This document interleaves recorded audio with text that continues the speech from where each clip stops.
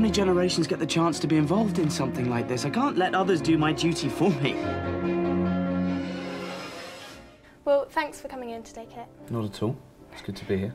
Did you read the book before you began filming? And how much of Vera and Roland's other memoirs, letters and poems did you have access to? I actually studied the book at school, and there's a whole book of letters called Letters from a Lost Generation between Roland Leighton and Vera and Edward, her brother, and I read that, and that gave me incredible insight into who this man was. Those letters were very useful to me.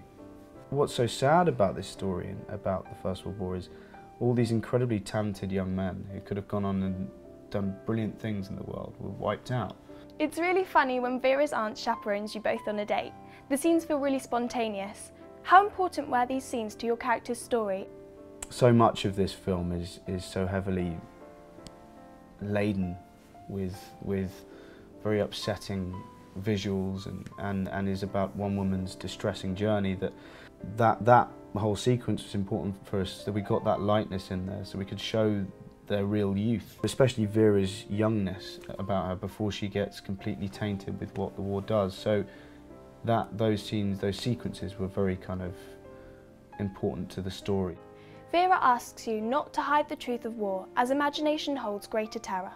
Despite all the research available, where did you put your imagination to best use on this film? That's a good question. There had to be a real affection, a real flirtatiousness between Vera and Roland. You try and find those moments between you as actors without the director pointing them out for you. So to imagine myself as a 19-year-old falling in love for the first time, I had to take myself right back and imagine that again. It must have been very distressing for both young men and women whose youths were stolen by war. Why is it important for young audiences to still be learning about this today?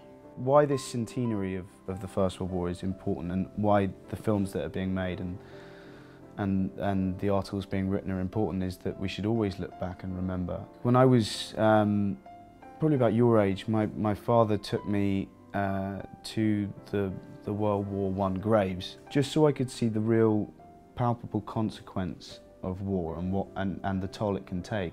The older generations know, and they were taught, and they remembered, and they had a real connection to it through relatives. And as it gets further away, it's important that we remember the First World War and why it was such a important conflict and a horrific conflict, to make sure, and this is what history is all about, learning history, to make sure that we don't repeat those mistakes again.